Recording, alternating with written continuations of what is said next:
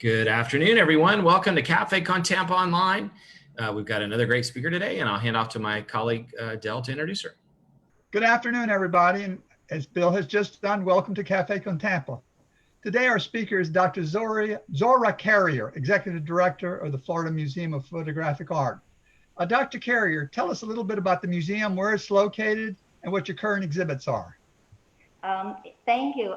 Yes, we are on downtown Tampa on the corner of Kennedy and Ashley in a very beautiful building that is now a very iconic mid-century example. And we were established 19 years ago as a small gallery in Hyde Park. So I would say that we are one of the younger addition to the very vivid cultural life in Tampa Bay. Right now, I would like to invite you to 3 shows that we are offering. Storm of the Eye of the Storm, which is a reference to our current quiet protests in Tampa Bay area by Afro-American photographers. We also are just in the process of installing an exhibition of Bruce Davidson, who is in our permanent collection, represented with a couple hundred pieces, and our permanent collection curator, Robin Odell, selected over 50 pieces that represent his work in New York, people, places, life in New York, mostly from 60s, 70s, some of them a little bit later. So it's interesting to see how the beautiful city developed and how the neighborhood matured, and some of them gentrified. And we have a 3rd exhibition that is coming up, and that is Reframed. And what the title is referring to the way how the female gaze on the female story in Western civilization, how they develop and how they are told these stories. We have 4 photographers, female photographers from 4 continents, and they each are telling a story of a female gaze. Well, Café con Tampa style, if anybody has any questions, post them underneath or to the right of the feed if you're watching live. And otherwise, please hit the share button. And if you're watching on YouTube, hit the like and subscribe button, please.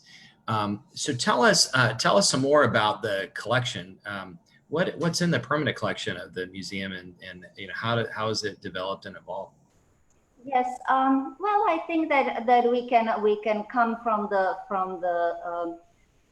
the point of view of art collectors collecting art and museums collecting collections. So we have several lines along collecting in our museum. The medium is very specific in art museum, and so we collect fine art, but also vernacular, mostly historical material. And earlier we mentioned local, very well-known Burgett Brothers studio that created a lot of vernacular photography. And this is something what along of the contemporary fine art photography is actually collected, because the medium was so much or such a big part of what the fine art photographers were creating and how they were approaching the medium and the theme. What are some of do you have any specific subjects that you're collecting in the museum? For example, let's say mid-century modern art or World War II art. I just don't know. Is there any specific collection?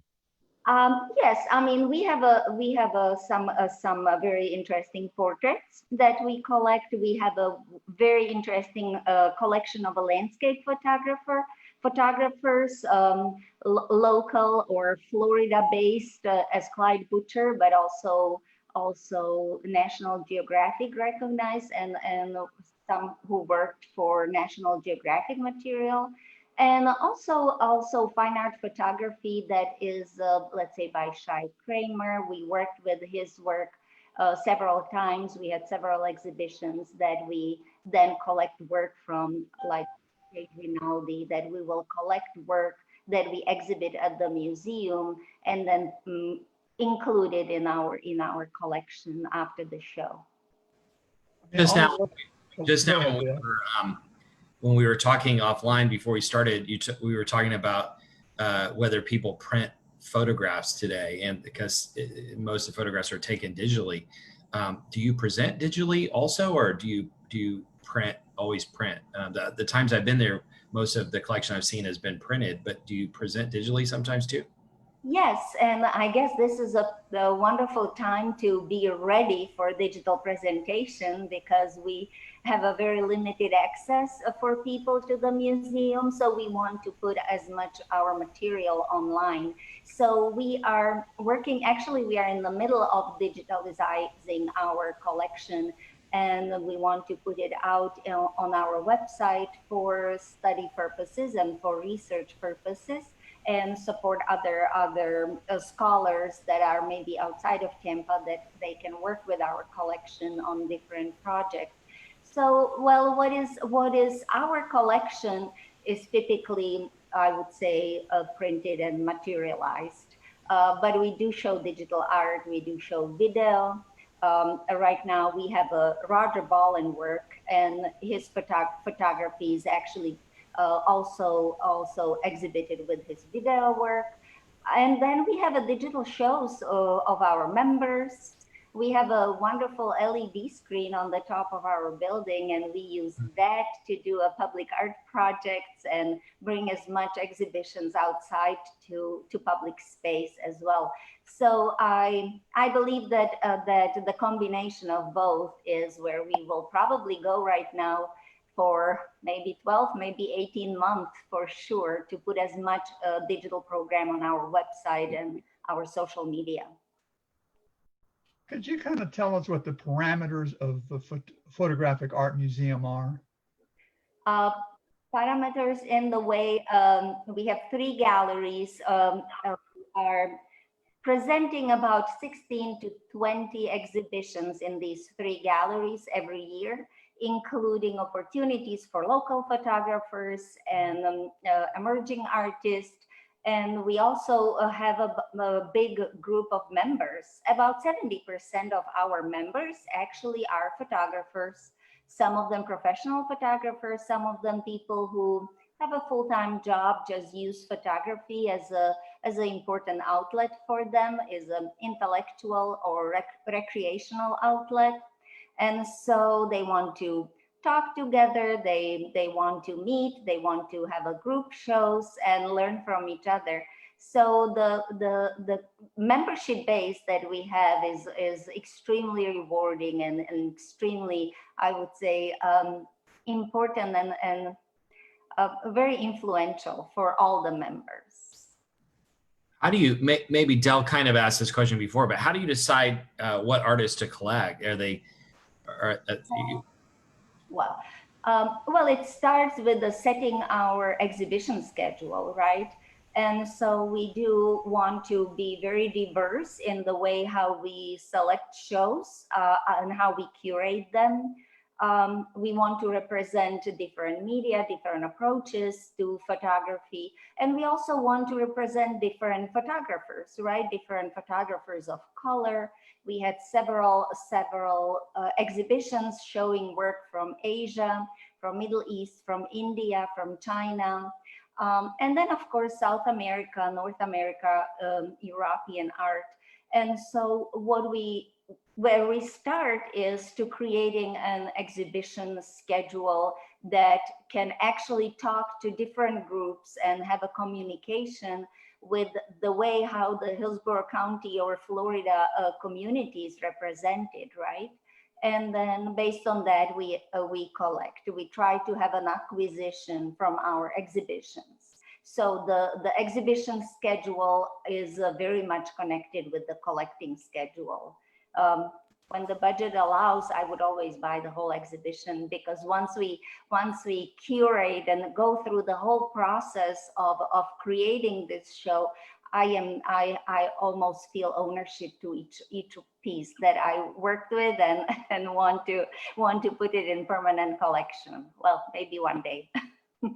Do you, if you, I know a big photography collector here, Bill Zawadzki, and in his collection at Trenum, I think as the prints get to be a certain value, they sell them, so they don't have very, very valuable prints in the office.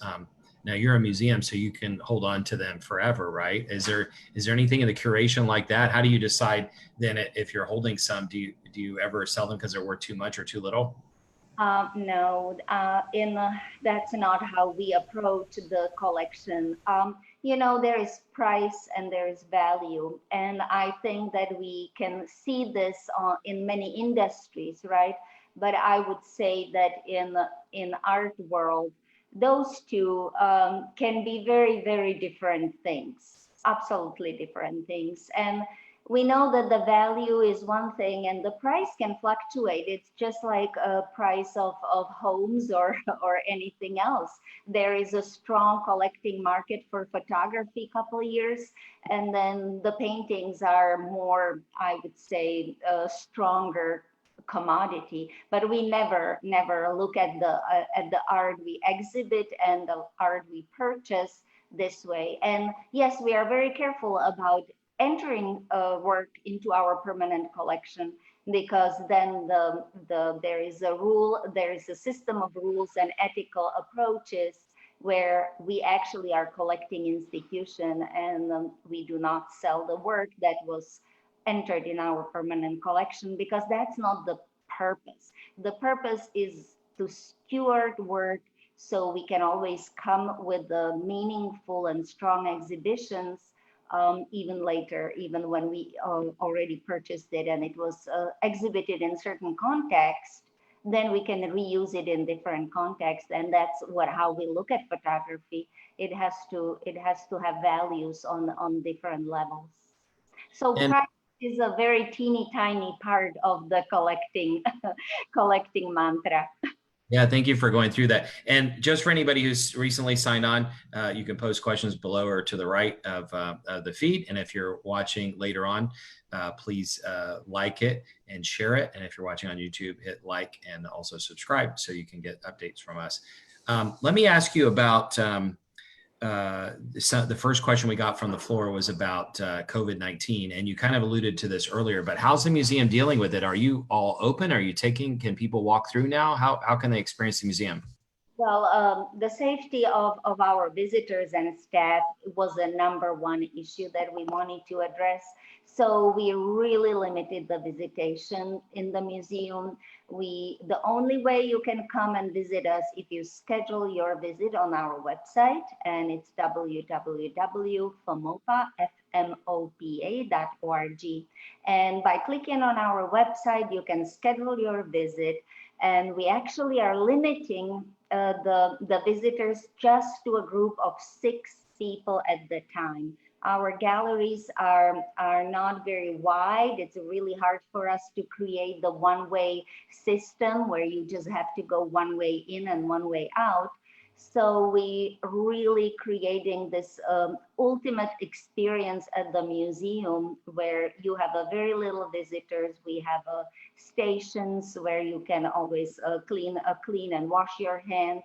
And then we have special days on Wednesday when we have a slot just for senior citizens or citizens who are somehow in a group that will be more affected by this virus. And we also have a Saturdays where we just try to accommodate kids and families with kids. So again, there is never more than 6 visitors at the museum at the same time, and to avoid any disappointment that people came and we will not let them walk in, we created this scheduling system, and it works very well. Typically you can find a good slot. Everybody can. We would love to accommodate everybody. So just go on our website and see what time works best for you.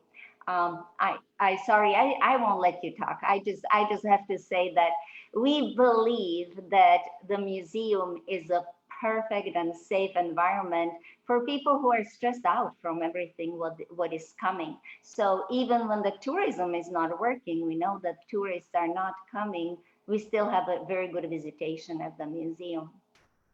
Dr. Carrier, I think just about everybody collects art, photographic art. and as you identified it correctly, it's vernacular art. What advice would you give to amateur collectors on curating photography that we have and that we are taking today digitally? Yeah. Well, I think that the most important rule is collect what speaks to you, right? And if a landscape is something what can bring you in a enthusiastic or approach, or portraits are people are connecting with portraits very well. I think that there is no such a thing as a bad image if you have an idea about your collection, if you know what speaks to you, and you are honest to yourself. And we can talk about Bill Zwatsky collection. It's not about the most expensive photographs are the most valuable, right? And so I want people, of course, there is always budget included, even if it's institutional or if it's a private collector, there are limits to our budget. But I think that before you look at the price, just see if that talks to you. And if it's outside of your budget, then just be happy that you had the time with it and could experience the image. So, it is, there are Freudian approaches to collecting, right? And there are several ways why we collect and who is in the need of collecting. And the wonderful thing about collection is that the collector is the one and only person who can decide what is the most important and central piece of that collection, and what pieces are good addition and what pieces do not fit for one or the other reason. And we are a little bit scared to do that. We think that well, I don't know that much, or maybe I don't have a good eye. But I think it's all it takes is a little bit time and attention, and you can create for very little budget a very nice and meaningful collection. What's the best way to store photographs these days? You look behind Dell, he's got photographs framed. And if you go to like Michael Murphy or somebody, they'll talk to you about, acid free and all that stuff. What about the digital photographs? How do you store those, and how would we know that they could be accessible in the future? If the formats change, you have to convert them. Would that hurt the digital photo in some way? Well, yes and no, right? It all depends on what goals are we following while we collect. And so with the storaging of the prints, either contemporary or historical, there are three things we have to be absolutely in control, and that's temperature, then that's humidity, and that's light. And these three things have to be in wonderful harmony. Otherwise, we might be very disappointed, because it is a very, I would say, material that can very easily get damaged or even destroyed. So in ideal world, you have to be fully in control of these three elements.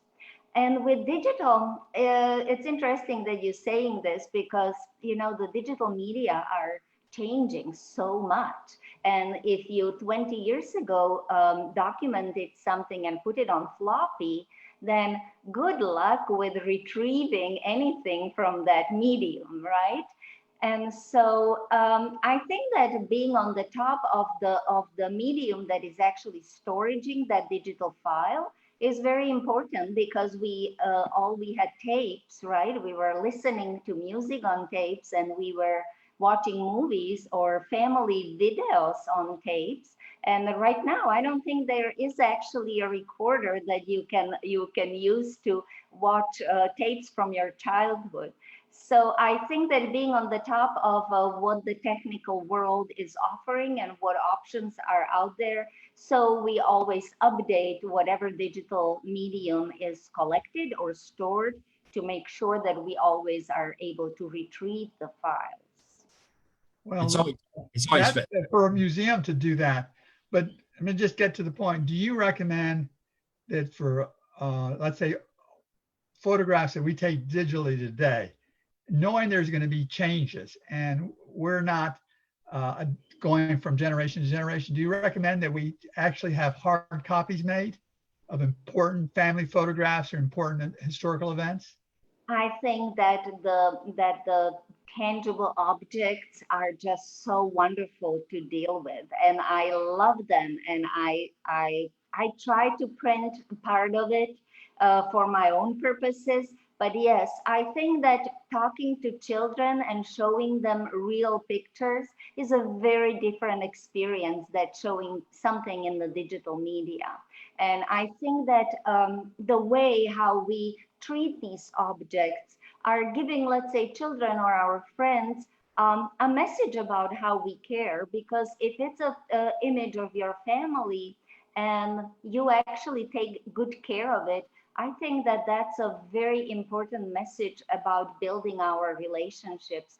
So photograph is always more than just a paper with a little bit of a color on it, even when we can define that this way. I think that these objects, because they are carrying this precious memory, especially in family setting, I think that having them printed and having them somewhere to physically go to them is a very wonderful experience that I don't think the kids are getting that experience anymore. A lot of the kids have a material on a drive or on their phones or on their laptop. I think it is a very strong demonstration of the importance of the images when they are printed.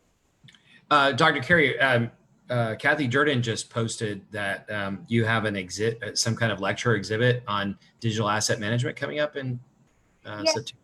We do gradually, we do different workshops. As I mentioned, 70% of our of our members are photographers. And so, but these programs are actually open to everybody. And creating photograph is one thing, but having a digital medium, people very quickly come to a couple hundred to a couple thousand images. And to be able to go back and find what you want to find and retrieve the material you created a couple months or years ago, for that you need to have a good system. So we try to help our photographers with that as well. You know, it's fascinating to me. Museums around the world, many of them started collecting electronic art or video art back in the 70s. And I was at before COVID-19 hit, I forgot which museum, but they had an exhibition of these 70s style cathode ray tube TVs with video and audio playing through them. And I was fascinated by it because I wondered how did they document how to put this together? And then how did they make sure that all the technology worked and that they probably used VHS or something back then? How did everything work together?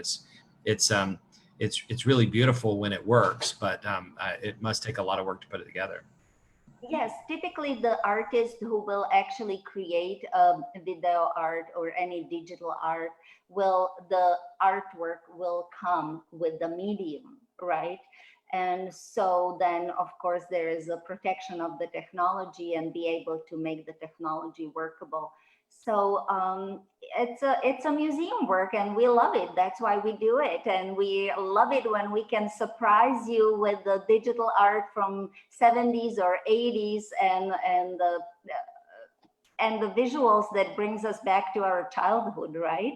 I mean, we were looking at that I remember watching a fax machine printing out a picture that was sent from other continent. And I was just stunned. I thought this is an absolute miracle and I couldn't believe what I see. And so now every time I see fax and coming something out of a fax, I can remind myself on that precious moment when you are adult, but you feel like Alice in the Wonderland.